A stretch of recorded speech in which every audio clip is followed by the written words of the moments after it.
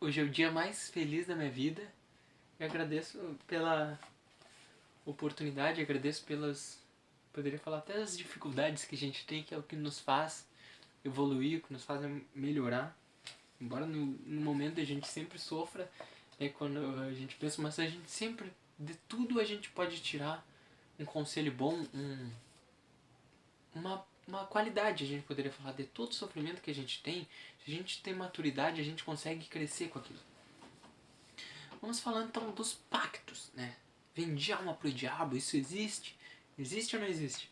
Vamos lá. Há alguma coisa de verdadeira nos pactos com os maus espíritos? O Kardec pergunta. E a resposta é: não. Não há pactos. Mas há uma natureza simpática, né? Entre os maus espíritos. Por exemplo, você quer atormentar teu vizinho e não sabe como fazer. Então chama para ti os espíritos inferiores, que como tu, não querem senão o mal. Vamos ver. E para te ajudarem, né, que se sirvam, eles vêm uns maus espíritos para te ajudar nos propósitos. Mas não se segue daí ou que teu vizinho não possa se livrar deles, né? Com uma ação dele. O vizinho pode ser uma pessoa evoluída, que reza bastante, né, e que não deixa aquele espírito entrar ali. Aquele que quer cometer uma ação, uma mal ação, né, chama só por isso maus espíritos para ajudar. Está então obrigado a servi-los, como o fazem para si, porque eles também têm necessidades dele para com o mal que eles querem fazer. E somente nisso que se consiste o pacto, né? Então os maus espíritos eles vêm e te ajudam, mas eles também têm necessidade deles.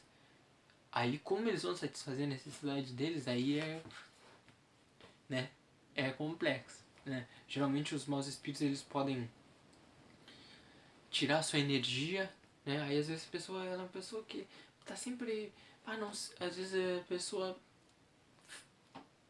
porque é interessante, porque assim, uma coisa que é, eu faço a pergunta assim: aqueles feitiços, né, que chamam de magia negra, uma coisa assim, eles surtem efeito na pessoa? Eu pergunto. Aí a resposta é que sim, né? A pessoa vai lá e faz um feitiço, uma coisa assim, né? Não sei como é que funciona, mas e direciona que é tal coisa pra uma pessoa. Aquela outra pessoa, se ela não tiver com uma boa vibração, né? E aí, como eu digo, às vezes a pessoa ela acha que tá limpa, ela passa perfume, mas ela tá com os pés sujos. O que isso quer dizer? Às vezes aquela pessoa ali, digamos eu tô. A outra pessoa, a pessoa que tá recebendo, né? Aquela pessoa ela não é uma pessoa ruim nem nada. Mas as ações dela abrem campo para o mau espírito entrar. Então a pessoa ela não é ruim nem nada. Mas as ações dela são desequilibradas. Então, um espírito desequilibrado vai entrar ali, vai achar um jeito, vai entrar e vai realizar aquilo que o outro espírito pediu. Mas aí a pergunta é, precisa disso? A resposta é não. Se fosse uma espírita, uma pessoa espírita, digamos assim, que brigou com a fulana, ela não vai fazer essas coisas de feitiço nem nada. Mas ela vai chegar ela vai até a casa dela, digamos, pensando muito mal daquela outra pessoa, né? E desejando, às vezes, infelizmente, uma coisa ruim, porque a gente sabe que as pessoas são assim. Algum espírito vai chegar, vai se afinizar e vai lá. Então aquele pensamento daquela pessoa pode ser até uma pessoa espírita que não fez uma magia que chama, ou não sei o que, vai chegar, tem o mesmo efeito, porque é o pensamento que comanda, né? É o pensamento que dita a regra. A pessoa vai receber, sim ou não. É como eu disse, às vezes aquela pessoa está com os pés sujos, ela, né, ela acha que está limpa, mas ela tem dentro dela um peso. Poderia dar um exemplo assim. Uma pessoa que... eu sou uma esposa, digamos assim. Aí eu descobri amante do meu marido, sei lá, uma coisa louca. E aí eu penso muita coisa ruim daquela pessoa e os espíritos chegam, se aproveitam e vão lá e fazem aquilo, né? Com aquela pessoa, a amante. Ela, será que ela vai receber ou não vai receber? Isso é muito relativo.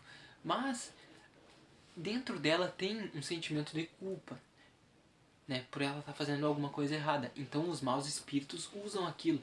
Então mesmo que a pessoa, por isso que Jesus sempre falava assim, orai e vigiai. A gente tem que orar, né, para espantar os maus espíritos, mas vigiar nossas ações, porque aí que mora. Então, às vezes você pensa, tem gente que é muito preocupada, eu simplesmente não ligo para isso. Né? Tem gente que pensa, não, tem um olho gordo, tem feitiço, tem... Eu simplesmente não... Porque nada chega na gente se não for, né, o que a gente está semeando. Então muita gente pensa assim, eu tenho medo de ir pro umbral ou pro inferno.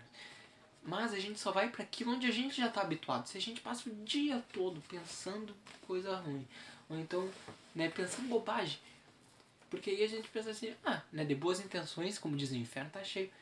A pessoa passa o dia sem fazer nada, não ajuda ninguém, não faz nada, né?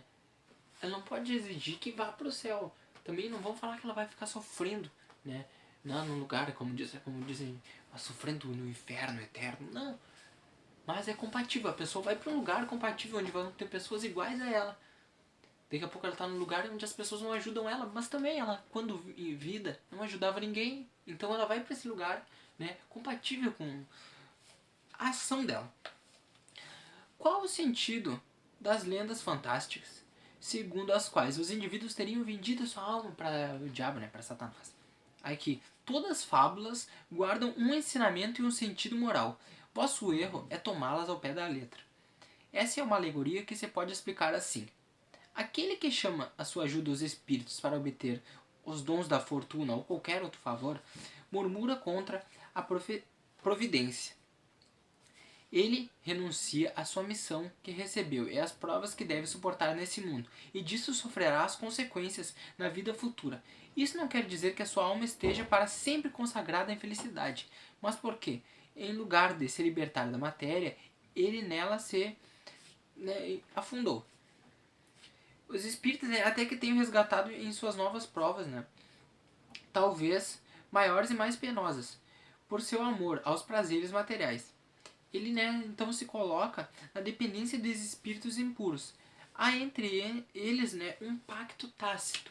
Para quem não é da área do direito, no direito a gente sabe, tácito é uma coisa que tá ali, ó, subentendido, não foi formalizado, mas de fato existe, né? Então aqui ele dá um outro exemplo, né, que eu não dei, que não necessariamente buscando a maldade, né, de fazer alguma coisa errada, mas às vezes a pessoa deseja fortuna ou alguma coisa, eu quero, a gente vê, né, não, eu quero me casar com fulano de tal a todo custo e quero não sei o que, e aí a pessoa passa o dia todo pensando naquela pessoa, né, mesmo que ela não faça um contato com, mesmo que ela nem acredite nos espíritos, é importante ressaltar isso, ela não acredita em espírito, não acredita em nada, mas o pensamento dela é tão funesto, é tão prejudicial, que os espíritos vão chegar e vão tentar realizar aquilo que ela fez, né, eles vão a todo custo.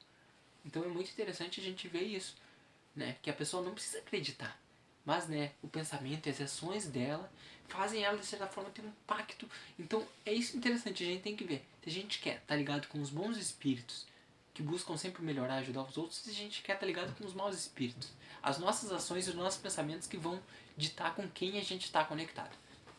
É isso, um grande abraço.